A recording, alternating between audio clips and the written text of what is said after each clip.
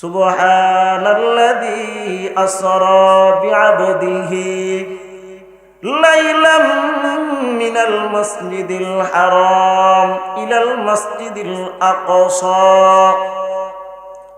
পরম পবিত্র মহিমামণ্ডিত আল্লাহ, যিনি তার বান্দাকে সফর করিয়েছেন মসজিদুল হারাম থেকে মসজিদে আকসা পর্যন্ত। আল্লাহ তাআলা বলেন, আল্লাযী বারাকনা হাওলাহু লিনুরিয়াহু মিন আয়াতিনা। আমি আল্লাহ রাব্বুল আলামিন যার চতুর্দিকে বরকত দিয়ে ভরপুর করে রেখেছিলাম, লিনুরিয়াহু মিন আয়াতিনা, যাতে করে আমি আমার বান্দাকে কিছু আমার নিদর্শন দেখাইতে পারি। ইন্নাহু হুয়াস সামিউল আলিম। আর আল্লাহ তাআলা হলেন সর্বদ্রষ্টা এবং সর্বস্রষ্টা। জোরে কোন আল্লাহু আকবার। আরো জোরে বল আল্লাহু আকবার। তো আল্লাহ তাআলা পয়গম্বরকে মিরাজ দান করেছেন, এটা কোরআন থেকে জানতে পারলাম। এখন এখানে দুইটা প্রশ্ন এসে যায়, এই মিরাজটা কবে হয়েছে আর আল্লাহ তাআলা এই মিরাজ কেন দান করলেন? দুইটা প্রশ্ন, উত্তর জানতে হবে কিনা? হবে নি? তাহলে উত্তর না শুনে পর্যন্ত কেউ উঠিয়েন না, থাকবেন তো ইনশাআল্লাহ। এক নাম্বার প্রশ্ন, এই মিরাজ কবে হয়েছে? এই ব্যাপারে অনেক রকমের ইখতিলাফ রয়েছে। কেউ বলেছে হিজরতের 6 মাস পূর্বে, 8 মাস পূর্বে, 11 মাস পূর্বে, 1 বছর পূর্বে। তবে সর্বসম্মতিক্রমে যেটা জানা যায় তা হলো পয়গম্বরের এই হিজরতের 11 বছরে আল্লাহ তাআলা পয়গম্বরকে মিরাজ দান করেছেন। সুবহানাল্লাহ বলবেন না? এখন এখানে প্রশ্ন আসে যে মিরাজ তো দান করেছে 11 বছরে, কোন মাসে দান করেছে? এটা নিয়েও অনেক ইখতিলাফ রয়েছে। তবে সর্বসম্মতিক্রমে জানা যায় যে আল্লাহ তাআলা পয়গম্বরকে মিরাজ দান করেছেন রজব মাসের 26তম তারিখের দিবাগত রাতে, অর্থাৎ 27তম তারিখে আল্লাহ তাআলা পয়গম্বরকে মিরাজ দান করেছেন। সুবহানাল্লাহ। এখন আমাদের জানতে হবে কেন মিরাজ আল্লাহ তাআলা পয়গম্বরকে দান করলেন, এটা জানতে হবে কিনা? এটা জানার জন্য মনোযোগ সহকারে শুনেন। নবীজি সাল্লাল্লাহু আলাইহি ওয়াসাল্লামকে আল্লাহ তাআলা এমন একটা সময় এই দুনিয়ার বুকে পাঠাইলেন, এমন একটা জামানায় এই দুনিয়ার বুকে পাঠাইলেন যে সময়ের মানুষগুলো অন্ধকারের মধ্যে ডুবে গিয়েছিল, যারা শিরকের মধ্যে, বিদআতের মধ্যে, কুফরের মধ্যে তারা ডুবে গিয়ে গিয়েছিল, প্রবেশ করেছিল। তারা আমার আল্লাহ তাআলার ইবাদত করত না, তারা মূর্তিদের ইবাদত করত। বিভিন্ন রকমের মাটি দ্বারা মূর্তি বানিয়ে সেগুলোর ইবাদত করত, তাদের সামনে মাথা নত করত। এই সময় আল্লাহ তাআলা আমার পয়গম্বরকে এই দুনিয়ার বুকে পাঠাইলেন, যার ব্যাপারে আল্লাহ রাব্বুল আলামিন বলেন, বাদুকুম বাদ ইদা আখরাজা ইয়াদাহু লাম ইয়াকাদ ইয়ারাহা। অন্ধকারের উপর অন্ধকার, ইদা আখরাজাত ইয়াদাহু লাম ইয়াকাদ ইয়ারাহা। নিজের হাত বাইর করলো, হাত দেখার মতো কোন রকমের সুযোগ নাই। আল্লাহ তাআলা যাকে হিদায়াত দান করেন শুধুমাত্র ওই বান্দায় হিদায়াত পায়। অর্থাৎ এই আয়াতের মধ্যে আল্লাহ তাআলা বুঝাইলেন যে আমি আমার পয়গম্বরকে এমন একটা সময় এই দুনিয়ার বুকে পাঠাইলাম যেই সময় অন্ধকারের উপর অন্ধকার ছিল। দিন কি জিনিস মানুষ বুঝতো না, পয়গম্বর কি জিনিস মানুষ বুঝতো না, আল্লাহ তাআলার ইবাদত করা লাগবে এই বিষয়ে মানুষ জানতো না, মানুষ এই ব্যাপারে জানতো না। তো এই সময় পয়গম্বর দুনিয়া আসলেন। আমার পয়গম্বর দুনিয়ার বুকে আসার পরে মানুষকে দাওয়াত দিতে লাগলেন, মূর্তির বিরুদ্ধে কথা বললেন। আল্লাহ তাআলা কোরআনুল কারীমের মধ্যে বলেন, আলাহুম আরজুলুন ইয়ামশুনা বিহা। তাদেরকে পা রয়েছে রে মুমিন, ভালো করে মনোযোগ দিয়ে শুনতে হবে। তাদের কি পা রয়েছে যেই পা দিয়ে তারা চলতে পারে, হাঁটতে পারে। আমলাহুম আইদি ইয়াবতিশুনা বিহা। তাদের কি হাত রয়েছে যেই হাত দিয়ে তারা ধরতে পারে। আমলাহুম আইদি ইয়াবতিশুনা বিহা আমলাহুম আয়ুনি ইউবসিরুনা বিহা। তাদের কি চক্ষু রয়েছে যেই চোখ দিয়ে তারা দেখবে। আমলাহুম আযানুই ইয়াসমাউনা বিহা, তাদের কি কান আছে, এই কান দিয়ে তারা শ্রবণ করবে। অন্য আয়াতে আল্লাহ তাআলা বলেন আমার পয়গম্বর কেমনে দাওয়াত দিয়েছে এই ভঙ্গিমা তুলে ধরেছেন, ওয়াল্লাযীনা তাদউনা মিন দুনিহি লা ইস্তাতিউনা নাসরাকুম, আল্লাহ ব্যতীত তোমরা যাদের ইবাদত করো লা ইস্তাতিউনা নাসরাকুম, তারা তোমাদেরকে সাহায্য করতে পারে না, এমনকি তারা নিজেকেও কোনোদিন সাহায্য করতে পারে না। আমার পয়গম্বর যখন এলাকার মানুষদেরকে এইভাবে দাওয়াত দিতে লাগলো তখন তারা আমার পয়গম্বরের শত্রু হয়ে গেল। আমার পয়গম্বরকে কয়েকদিন আগেও যেই মানুষটা আল আমিন বলতো, আজকে ওই মানুষটা যখনই আমার পয়গম্বর তাদের মূর্তির বিরুদ্ধে কথা বলতে লাগলো তখনই তারা আমার পয়গম্বরের শত্রু হয়ে গেল। আমার পয়গম্বরের শত্রু হয়ে গেছে তারা। আমার পয়গম্বর আর কুল পাইতেছে না, কোন দিকে যাবে? সাহাবাদের উপর অত্যাচার করতেছে, জুলুম নির্যাতন করতেছে। তো চিন্তা করলেন যে আমার নানার দেশ, মামার দেশ তাইফে একটু যাই, তাদেরকে একটু দাওয়াত দিয়ে দেখি যদি তারা মানে। তো আমার পয়গম্বর তাইফের উদ্দেশ্যে রওয়ানা।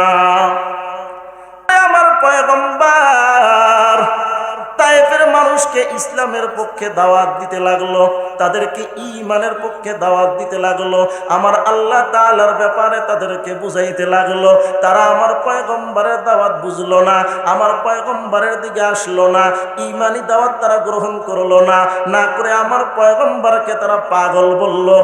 বড় বড় নেতারা আমার পয়গম্বরকে বিভিন্ন রকমের ট্যাগ লাগাইয়া পাগল বইলা, মাতার মস্তিষ্ক ভারসাম্যহীন পাগল বলে তার পেছনে যুবকদেরকে লেলিয়ে দিল, ছোট ছোট বাচ্চাদেরকে লেলিয়ে দিল।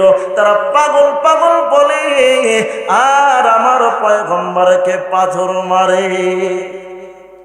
এক পর্যায়ে আমার পয়গম্বর রক্তাক্ত হয়ে গেল।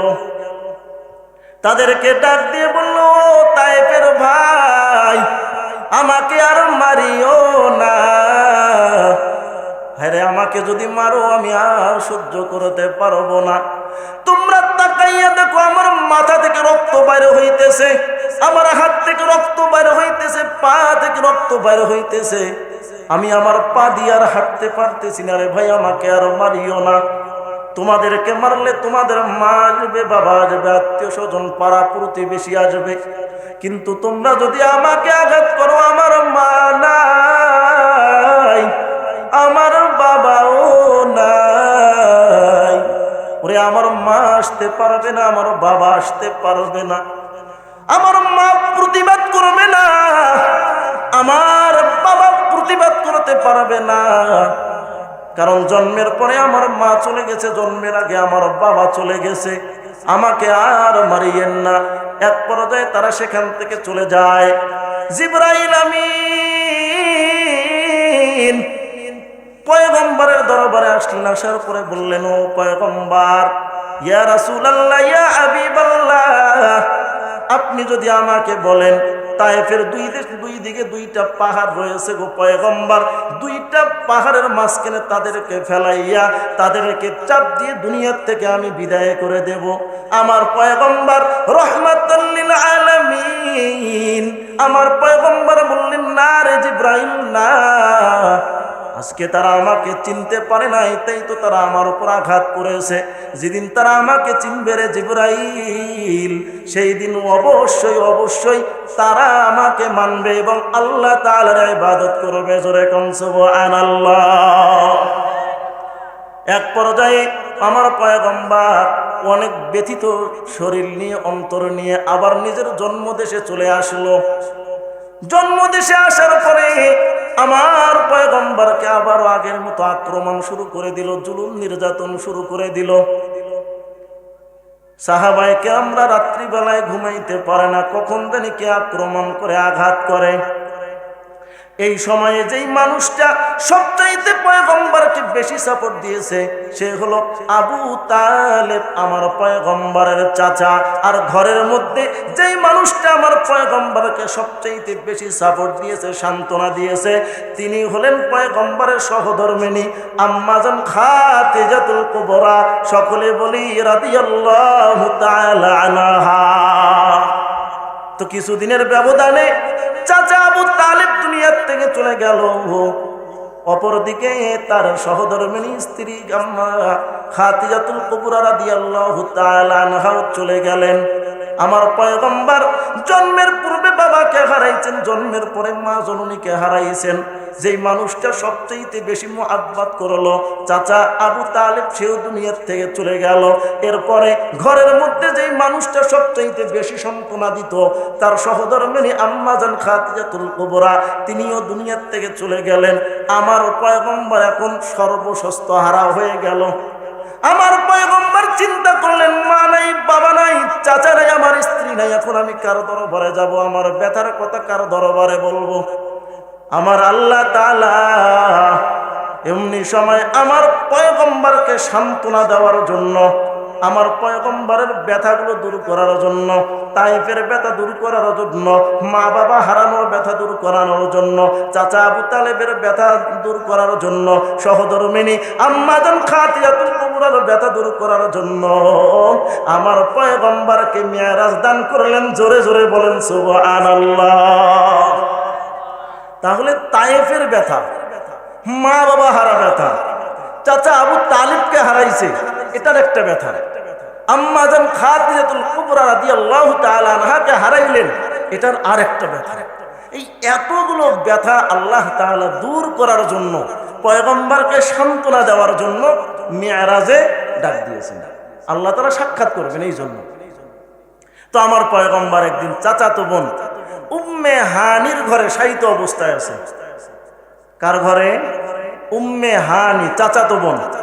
এমন সময় দুইজন ফেরেশতা আসলেন। একজনের নাম হলো জিবরাইল আর একজনের নাম হলো মিকাইল আলাইহিস সালাতু ওয়াস সালাম। তারা দুইজনে পয়গম্বরের দরবারে আসলো এবং পয়গম্বরকে বলল, ইয়া রাসূলুল্লাহ, ইয়া হাবিবাল্লাহ, আপনি আমাদের সঙ্গে চলেন, আল্লাহ তাআলা আপনাকে ডাক দিয়েছেন, আপনার সঙ্গে দেখা করবেন, সাক্ষাৎ করবেন। হযরত জিবরাইল আলাইহিস সালাতু ওয়াস সালামের কথা শুনে পয়গম্বর তাদের সঙ্গে রওনা দিলেন, তাদের সঙ্গে বের হয়ে পড়লেন। সর্বপ্রথম হাতিমে কাবার পাশে পয়গম্বরকে নিয়ে শায়িত করে দিলেন। এরপরে আমার পয়গম্বরের সিনা মোবারক ফাটলেন। চিরার পরে আমার পয়গম্বরের সিনার ভিতরটাকে জমজম কুয়ার পানি দ্বারা একটু ধৌত করলেন এবং জান্নাত থেকে ঈমান এবং হিকমত এনে আবারও পুনরায় আমার পয়গম্বরের অন্তরের মধ্যে ঢেলে দিলেন। এরপরে আমার নবীজি সাল্লাল্লাহু আলাইহি ওয়াসাল্লামকে নিয়ে একটা সফর শুরু করে দিলেন, লম্বা একটা সফর। সফর করার জন্য একটা বাহনের প্রয়োজন। আমার পয়গম্বর যেই বাহনটাতে আমার পয়গম্বরকে নিয়ে যাবে, এই বুরাক নামক বাহনের মধ্যে যখন এই পয়গম্বর ওঠে তখন এই বুরাক লাফালাফি শুরু করে দিল, অসম্মতি জানাইল। জিবরাইল ডাক দিয়ে বললেন, এরে বুরাক, বেয়াদবি করিও না, লাফালাফি করিও না। তুমি হয়তো বা জানো না আজকে তোমার পিঠের উপর কে উঠবে, যেনাকে সৃষ্টি না করলে আল্লাহ তাআলা আসমান জমিন সৃষ্টি করতো না, যেই মানুষটাকে সৃষ্টি না করলে আমার আল্লাহ রব্বুল আলামিন দুনিয়ার আর কিছু সৃষ্টি করতো না, এমনকি বুরাক আল্লাহ তোমাকেও সৃষ্টি করতো না। বুরাক যখন আমার পয়গম্বরের পরিচয় পেয়ে গেলেন, সঙ্গে সঙ্গে বুরাক লজ্জায় লাঞ্ছিত হয়ে ঘামতে শুরু করে দিলেন এবং সর্বশান্ত হয়ে দাঁড়িয়ে রইলেন। এরপরে আমার পয়গম্বর তার পিঠের ওপর উঠে গেলেন। পিঠের ওপর উঠে আমার পয়গম্বর সফর শুরু করে দিলেন বাইতুল্লাহ থেকে বাইতুল মুকাদ্দাস পর্যন্ত। আমার পয়গম্বর কিছু দূর যাওয়ার পরে একজন বৃদ্ধার সঙ্গে দেখা হলো, একজন বৃদ্ধার সঙ্গে সাক্ষাৎ হলো। আমার পয়গম্বরকে সালাম দিয়ে তার দিকে আকৃষ্ট করতে চাইল।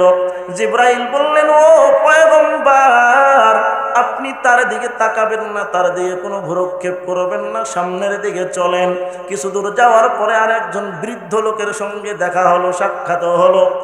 আমার পয়গম্বরকে জিবরাইল বললেন, ও পয়গম্বর, আপনি এই ব্যক্তির কথাও শুনবেন না, সামনের দিকে রওনা হন। এরপরে আবার কিছু দূর যাওয়ার পরে একদল মানুষ পয়গম্বরকে সালাম দিল, আসসালামু আলাইকা ইয়া আখিরুস সালাম আলাইকা ইয়া আউয়ালুস সালাম ইয়া হাশির। সালাম দেওয়ার সঙ্গে সঙ্গে জিবরাইল বললেন, পয়গম্বর আপনি এদের সালামের উত্তর নিয়ে নিন। আমার পয়গম্বর সালামের উত্তর নিয়ে সামনের দিকে রওয়ানা দিলেন। এরপরে জিবরাইল পয়গম্বরকে বললেন, ও পয়গম্বর, প্রথম যেই বৃদ্ধা মহিলা আপনাকে ডাক দিয়েছিল সে আর অন্য কেহ নয়, সে হলো পৃথিবী। পৃথিবীর বয়স যত দিন দিন কমে যাইতেছে তার সৌন্দর্যতা আরো বেড়ে চলতেছে। সে আপনাকে তার দিকে আকৃষ্ট করতে চাইছিল, কিন্তু পয়গম্বর আপনি তার দিকে আকৃষ্ট হন নাই। এরপরে আপনাকে যেই বৃদ্ধ লোক ডাক দিল তার দিকে আকৃষ্ট করতে চাইল, সেটা আর অন্য কেহ নয়, সেটা ছিল ইবলিস, শয়তান। ও পয়গম্বর, এরপরে যেই মানুষগুলো আপনাকে সালাম দিল তারা ছিল হযরত ইব্রাহিম আলাইহিস সালাম, হযরত ঈসা আলাইহিস সালাম এবং হযরত মূসা আলাইহিস সালাতু ওয়াস সালাম। আমার পয়গম্বর আবারও সামনের দিকে রওনা হলেন। সামনের দিকে যখন আমার পয়গম্বর চলতেছেন হঠাৎ করে একদল মানুষকে আমার পয়গম্বর দেখতে পারলেন, যাদের নখগুলো তামা দ্বারা তৈরি, অনেক বড় বড় নখ। তারা নিজের চেহারা নিজে আশ্রাইতেছে, নিজের খামচাইয়া উঠাই ফেলতেছে গোস্তগুলো। আমার পয়গম্বর জিবরাইলকে ডাক দিয়ে বললেন, জিবরাইল, এরা আবার কারা? জিবরাইল বললেন, ও পয়গম্বর, এরা হলো আপনার উম্মতের ওই সমস্ত মানুষ যারা দুনিয়ায় মানুষের গীবত শিকায়েত করত। আল্লাহ তাআলা কুরআনুল কারীমের মধ্যে বলেন, ওয়ালা তাদাসসু ওয়ালা ইয়াক্তাব বা'দুকুম বা'দা আইয়ুহিব্বু আহাদুকুম আন ইয়াকুলা লাহমা আখিহি মাইতান ফাকারিহতুমু ওয়ালা তাদাসসু ওয়ালা ইয়াক্তাব বা'দুকুম বা'দা। তোমরা একে অপরের পরনিন্দা করিও না, সমালোচনা করিও না, তোমরা একে অপরের গীবত করিও না। এখন ভোটের দিন চলে আসছে, মানে এখন আমাদের প্রত্যেকটা চায়ের হোটেলের মধ্যে আমাদের গীবতের আমলও বেড়ে গেছে, জোরে কোন ঠিক কিনা? এখন আমরা এক কাপ চা নেব মাত্র 5 টাকা দাম, কিন্তু এই চায়ের ওসিলায় আমরা যে কতগুলো গুনাহ করব, কত মানুষের যে আমরা অন্তরে আঘাত দেব, এটা হিসাব করা যায় না। প্রত্যেকটা চায়ের হোটেলের মধ্যে এখন গীবত আর গীবত। বউয়ের শাশুড়ির গীবত করে, শাশুড় বউয়ের গীবত করে, একজন মহিলার একজন মহিলার গীবত করে, যার কারণে মানুষের অন্তর ফেটে চুরমারও হয়ে যায়। জিবরাইল বলে, ও পয়গম্বর, দুনিয়ার বুকে এক ভাই যদি আর এক ভাইয়ের গোশত ছিঁড়ে ছিঁড়ে খায়, তাহলে ওই ভাইয়ের যত বেশি কষ্ট হয়, এর থেকেও বেশি কষ্ট হয় যখন কোনো ভাই তাকে গীবত করে, তার ব্যাপারে মানুষের বাইরে মানুষের সামনে কথা বলে, তার বিরুদ্ধে কথা বলে। এই অবস্থায় মানুষের সবচেয়ে বেশি কষ্ট হয়ে যায়। কারণ হলো সে মানুষের সামনে আর মুখ দেখাইতে পারে না, তার গীবত করার কারণে এলাকার মানুষের সামনে আর কথা বলতে পারে না, এলাকার মানুষের সামনে হেও প্রতিপন্ন হয়, হেও এলাকার মানুষের সামনে লজ্জিত এবং লাঞ্ছিত হয়ে যায়। এই জন্য আপনাদেরকে বলবো, কোনোভাবে আমরা কারো গীবত করব না। আল্লাহ গীবত থেকে হেফাজত করুন, সকলে বলে আমিন। আমার পয়গম্বর আবারও সামনের দিকে রওয়ানা। পয়গম্বর সামনের দিকে চলতেছে, এমন সময় একদল মানুষকে আমার পয়গম্বর দেখতে পারলেন, যারা রক্তের দরিয়ায় হাবুডুবু খাইতেছে এবং তারা পাথরকে লোকমা বানিয়ে তারা ভেতরের মধ্যে ঢুকাইতেছে, পান করতেছে, খাইতেছে। পয়গম্বর জিজ্ঞেস করলেন, জিবরাইল, এরা কোন সমস্ত মানুষ যারা রক্তের দরিয়ায় হাবুডুবু খেলতেছে, আবার পাথর যারা খাইতেছে, আবার তারা পাথরগুলোকে লোকমা বানিয়ে খাইতেছে? জিবরাইল বললেন, ও পয়গম্বর, এরা আপনার উম্মতের মধ্যে মানুষ যা দুনিয়ার বুকে মানুষের থেকে সুদের টাকা দিত এবং যারা সুদ খাইত। নাউজুবিল্লাহ বলবেন না? এরা মানুষকে সুদের টাকা দিত, আর মানুষ রক্তকে পানি কইরা তাদেরকে এই টাকা আবার পরিশোধ করত। তারা মানুষের থেকে অবৈধভাবে টাকা অর্জন করত, মানুষের থেকে টাকা তারা হাতিয়ে নিত। এই জন্য আল্লাহ তাআলা তাদেরকে আজকে এই অবস্থায় দিয়েছেন। জোরে জোরে বলেন নাউজুবিল্লাহ। আপনাদের সমাজে নাকি এই সুদের প্রবণতা অনেক বেশি। আমাকে বলছে যে এখানে সুদ নাকি অনেক চলে। যে সুদ খাইতেছে তাকে যদি আপনারা এই মুহূর্তে তার এই সুদের ব্যবসা বন্ধ করতে না পারেন, তাহলে এ তো মরছে, আপনাদেরও 12টা বাজবে। আল্লাহর বিপদ এমন ভাবে আসবে আপনারা সহ্য করতে পারবেন না। কারণ বিপদ তো একজনের উপর আসে না, সবার উপর আসবে ঢালাও ভাবে। কিছুদিন আগে মনে হয় গত বছর ঘূর্ণিঝড় হয়েছিল আপনাদের এখানে। এখানে কি দেখছে কোনটা নামাজি কোনটা বেনামাজি, কোনটা সুদ খায় কোনটা সুদ নেয়? এটা দেখছে কে? নারী কে পুরুষ দেখছে? দেখে নাই। যখন বিপদ আসবে সবার উপর ঢালাও ভাবে আসবে। এই জন্য যারা সুদ খায় হয়তো তাকে এলাকা ছাড়া করতে হবে, নয়তো আমরা এলাকা ছেড়ে চলে যাব। ঠিক কিনা? হবে হবে। আল্লাহর ধরা বড় ধরা, ক্ষতি তাদেরও হবে। দুনিয়ায় তার ক্ষতি হয় নাই মানে কি হয়েছে? আখিরাতে সবচেয়ে বড় ধরা তার জন্য আছে। তো আমার পয়গম্বর কিছু দূর রওনা করলেন। আমার পয়গম্বর সামনের দিকে রওনা। কিছু দূর যাওয়ার পরে একদল মানুষকে দেখতে পারলেন যাদের মাথায় পাথর দিয়ে বাড়ি দেওয়া হইতেছে, মাথাটা ফেটে চুরমার হয়ে যাইতেছে। আল্লাহ তাআলার হুকুমে আবার মাথা ঠিক হয়ে যাচ্ছে, আবার তাদেরকে আঘাত করা হইতেছে, আবার মাথা ফেটে যাচ্ছে। পয়গম্বর বললেন, জিবরাইল, কি জন্য এরকম আযাব দেওয়া হইতেছে? কেন এরকম শাস্তি দেওয়া হইতেছে? জিবরাইল বললেন, পয়গম্বর, আপনার উম্মতের মধ্যে এরা ওই সমস্ত ব্যক্তি যারা নামাজ পড়তো না, নামাজের মধ্যে অলসতা করতো, আল্লাহ তাআলা তাদেরকে আযাব দিয়েছে। আমাদের মধ্যে অনেক মানুষ এরকম রয়েছে, সারা রাত ধরে নামাজ পড়তে না, সারা রাত ধরে মাহফিল শুনতে রাজি, সারা রাত ধরে তাফসীর শুনবে, কিন্তু ফজরের নামাজের বেলায় আর উঠবে না। ঠিক কিনা?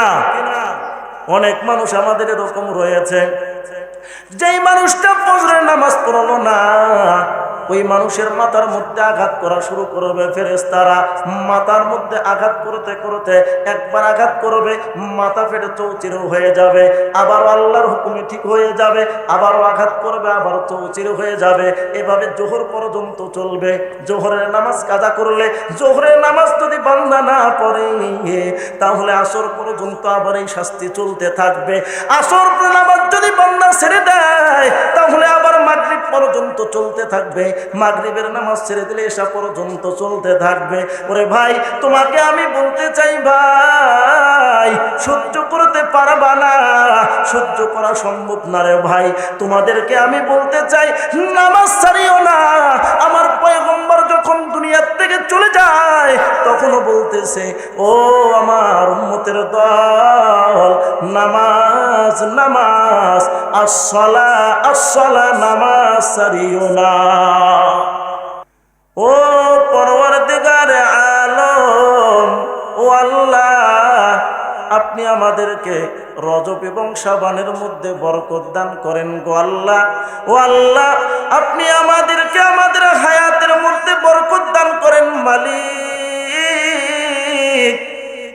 এমন হায়াত আমাদেরকে দান করেন আল্লাহ, যে হায়াত আমাদেরকে রমাজান পর্যন্ত নিয়ে যাবে।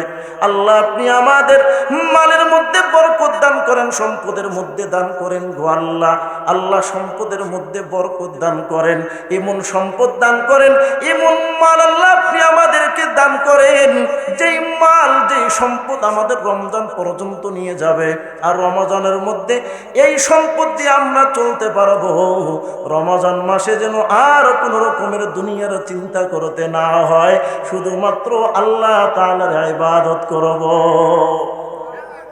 বরকতের আরো একটা তাফসীর হতে পারে, আল্লাহ আপনি আমাদের কাজের মধ্যে বরকত দান করেন মালিক।